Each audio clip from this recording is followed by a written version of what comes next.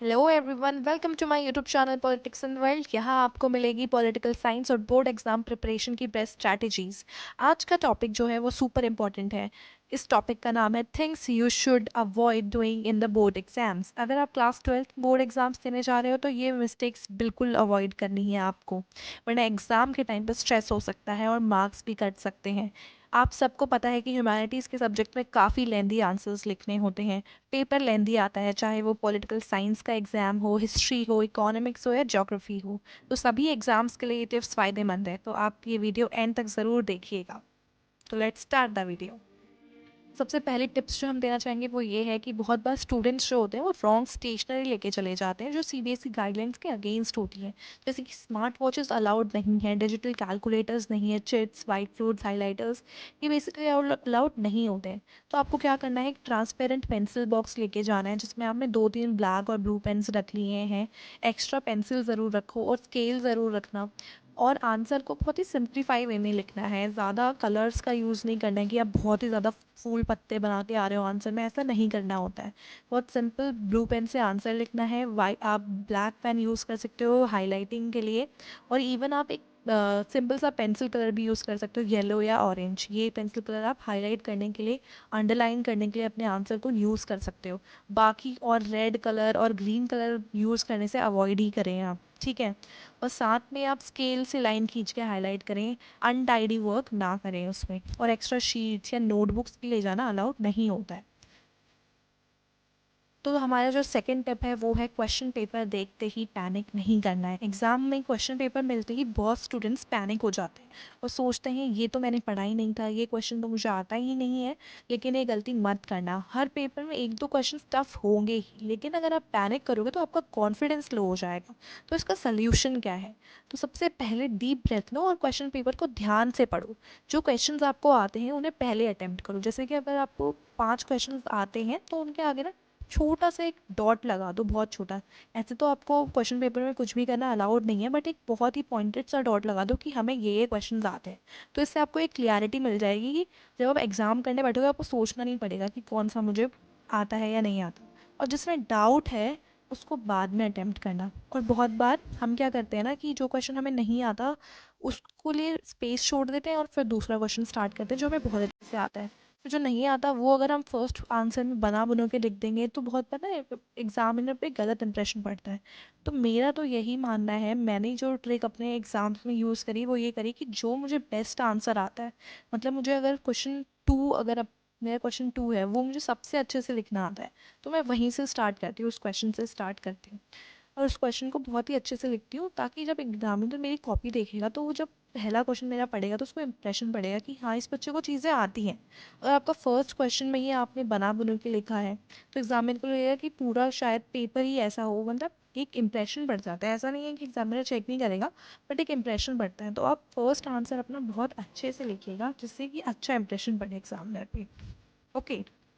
तो जो हमारी नेक्स्ट स्ट्रैटेजी है वो है टाइम मैनेजमेंट गलत नहीं करना है। बहुत बार स्टूडेंट्स क्या करते हैं कि जो फर्स्ट आवर होता है उसमें ना हम बहुत ज़्यादा ही इलैबोरेट करके आंसर्स को लिख देते हैं। अगर 5 मार्क्स का क्वेश्चन होगा तो हम पहले ही आंसर को बहुत इलैबोरेट कर देते हैं। हम भूल जाते हैं कि हमारे 5 ऐसे लॉन्ग क्वेश्चन हमें और करने हैं। एग्जाम्पल वाइज अगर मैं कहूँ तो अगर एक आंसर में हमने 15-20 मिनट ही लगा दिए तो बाकी के लिए टाइम ही नहीं बचता। ये हमारी मिस्टेक सबसे बड़ी होती है और इस मिस्टेक को हमें अवॉइड करना है।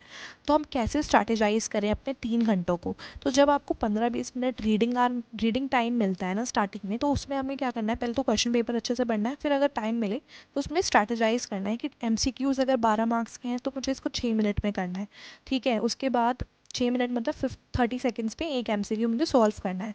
ऐसे ही फिर शॉर्ट क्वेश्चंस हैं उनको कितने टाइम में करना है, लॉन्ग पे कितना टाइम देना है, ऐसे ही आपको सारे क्वेश्चंस के आगे अपना लिख लेना है कि this is for 6 minutes, this is for 15 minutes, this is for 1 hour.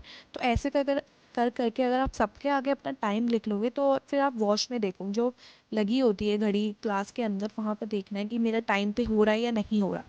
तो ऐसी स्ट्रैटेजी हमें अपनानी है और कोशिश करनी है कि हम टाइम पर अपने आंसर्स को कंप्लीट कर पाएँ। अगर हमने रखा है स्ट्रैटेजी कि हमें 10 मिनट में एक लॉन्ग क्वेश्चन करके रखना है, तो करना ही करना है। अगर वो छूट जाता है तो ये नहीं कि हमें उसी पे लगे रहना है, उसको वहाँ पे स्किप करके थोड़ा उसके लिए स्पेस रख दो जितना बचा है, नेक्स्ट पे मूव ऑन करो, नेक्स्ट पे मूव ऑन करो, ये करना है। और लास्ट में जो हमारे पास टाइम बचेगा उसमें वो सारे के सारे हमें कंप्लीट करने हैं आंसर्स, अधूरा कुछ भी नहीं छोड़ना है। और इन सब को करने के लिए आपको प्रैक्टिस की बहुत ज़रूरत है। अगर आपने सैम्पल पेपर सॉल्व करे होंगे 3 आवर के अंदर, घर पे प्रैक्टिस करा होगा, तभी आप ये अच्छे से स्ट्रैटेजी को अपना पाओगे। क्योंकि आपको पता है कि जो हमारे ह्यूमैनिटीज़ के सब्जेक्ट्स होते हैं उसमें थ्योरी बहुत ज़्यादा आता है और बहुत लेंदी आंसर्स हमें लिखने होते हैं, तो टाइम मैनेजमेंट बहुत इंपॉर्टेंट एस्पेक्ट बन जाता है हमारा।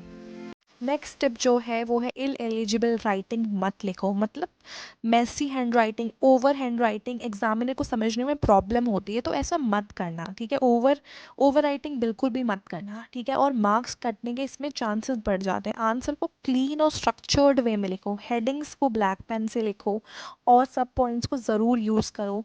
साथ में ओवर राइटिंग और कटिंग को अवॉइड करो। हाँ, गलती हो जाती है, आप कट कर सकते हो, बट बहुत ज़्यादा कटिंग एंड ओवर राइटिंग को अवॉइड करना चाहिए। और स्पेस दे के बहुत ही स्पेशियस वे में हमें अपना आंसर लिखना है। पैराग्राफ वे में आंसर नहीं देना है, पॉइंट्स पे आंसर हमें लिखना है। इससे एग्जामिनर के ऊपर बहुत अच्छा इंप्रेशन पड़ता है, क्योंकि पॉइंट्स को जो है ना एग्जामिनर जल्दी जल्दी पढ़ सकता है। पैराग्राफ पढ़ने में प्रॉब्लम आती है और वो एक स्ट्रक्चर्ड वे नहीं लगता है, बहुत अनईजी और अनटाइडी वर्क वो लगता है।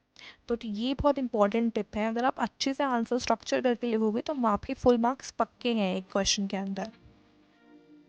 Last and one of the most important tip ये है कि आंसर शीट लेट मत दो। लास्ट मोमेंट पे एक्स्ट्रा राइटिंग नहीं करनी होती। फाइनल 10 मिनट्स जो होते हैं वो सिर्फ रिवीजन के लिए रखो। रिवीजन बहुत ज़रूरी होता है, उसमें आप देख पाते हो कि आपकी कुछ गड़बड़ या गलतियाँ तो नहीं हो गई हैं आंसर लिखते वक्त। तो अपने जो आंसर शीट है उसको रिवाइज़ करो, देखते रहो कि हाँ मैंने फर्स्ट आंसर सही लिखा है, MCQ सही लिख करे हैं, या मैंने मैप सही से करा है, या मैंने कार्टून क्वेश्चन सही से करे हैं। ये सारी चीज़ें आपको अच्छे से देखनी है, ठीक है। ये सब कब होगा, ये 10 मिनट्स लास्ट के अगर आप निकालोगे अपने टाइम में से, तभी ये पॉसिबल है। टाइम पर आंसर शीट सबमिट कर दो। ओके, तो दीज आर सम टिप्स। तो दोस्तों, ये थी कुछ बोर्ड एग्ज़ाम्स में मिस्टेक जो आप सब बहुत बार दोहराते हैं और इन मिस्टेक्स को हमें अवॉइड करना है। अगर आप ये मिस्टेक्स नहीं करोगे तो आपके एग्ज़ाम स्मूथ जाएगा और एग्ज़ाम्स में मार्क्स भी मैक्सिमाइज होंगे। अगर आपको ये टिप्स हेल्पफुल लगी हो तो लाइक ज़रूर करें वीडियो को, कमेंट में बताओ कि कौन सी मिस्टेक्स तुम अवॉइड करने वाले हो, और सब्सक्राइब करो पॉलिटिक्स एंड वर्ल्ड को for more board exam strategies. मिलते हैं नेक्स्ट वीडियो में, तब तक के लिए best of luck and bye bye.